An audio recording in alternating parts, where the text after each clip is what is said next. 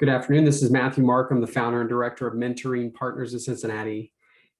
If you're watching this video, you've already learned a lot about friendship this season, how difficult it is to start a new one, how to press through adversity. And today we're going to talk about writing your first imperfect one-year plan. And at the time of this recording, we're over a year into a pandemic. So what better time to write an imperfect plan than a very imperfect and challenging year?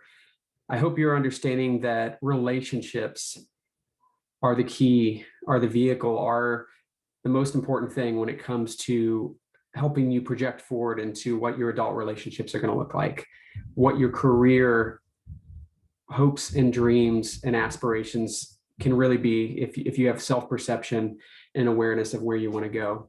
And of course, when it comes to your values and beliefs, those will be imperfect your entire life. But with the right community of support, you will deepen that foundation of what your personal beliefs are. And all these things are important. So today, as we look at how to build a one-year plan, your very first one, please don't look for perfection. I'm not a perfect person. You're not a perfect person. Your mentor is not a perfect person. And plans often change, but how awesome that we can plan and that we can set goals for ourselves to kind of measure, the process. So why write a plan?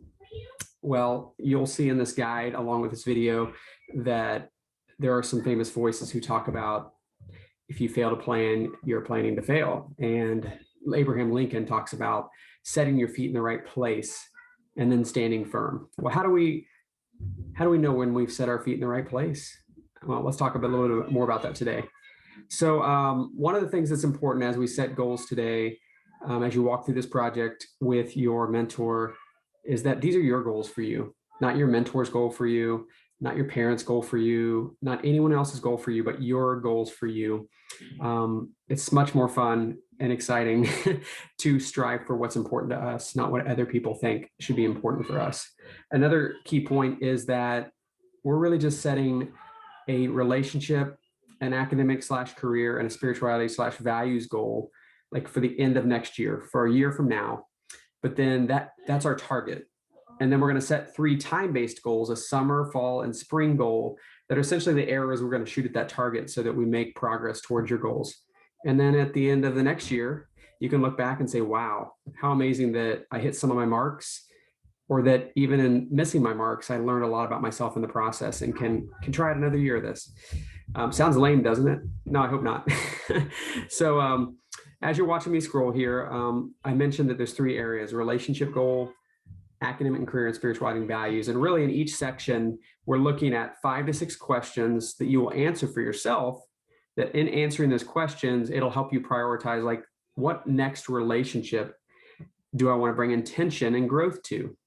And there's an example at the end of this form, several pages down, that sets a goal hypothetically for a mentee wanting to grow in their relationship with their parent. Well, it could be a parent, it could be a sibling, it could be a friend, you name it. It could be another relationship that you want to grow into the next year, and you set specific goals for that. We literally have had some young men and women set goals to grow closer to their parents or their siblings, and it's been very unique and wonderful to see them overcome communication barriers and grow that bond as they become an adult, to have a healthy relationship with their siblings and their parents. Those relationships are meant for life.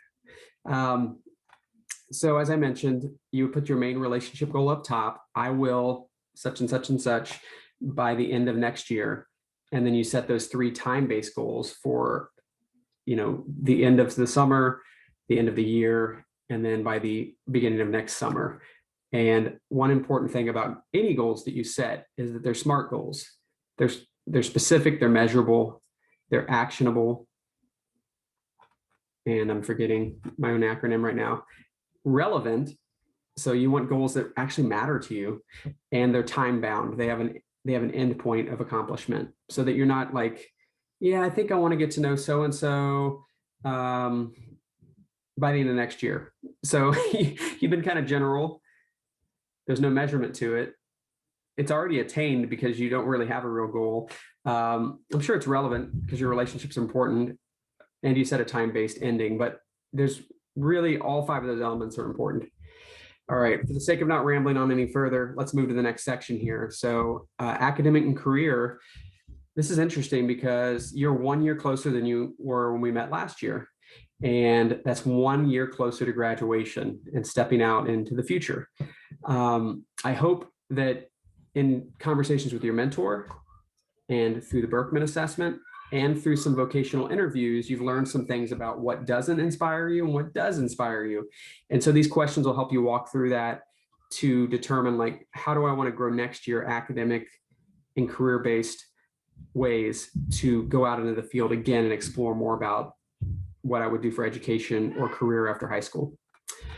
The similar format for set an end of year goal and 3 time-based goals for summer, fall, and spring. The last one is fairly unique as well. If you haven't had a chance to talk to your mentor or your mentee about your imperfect spiritual beliefs and values, since you built trust and mutual respect for one another, presumed at this point, this is a great opportunity to both answer a couple questions about your imperfect belief, to learn a little bit more about the other person's perspective and their imperfect belief, and kind of deepen that bond a little bit. So this isn't a time for criticism. It's really a time for understanding.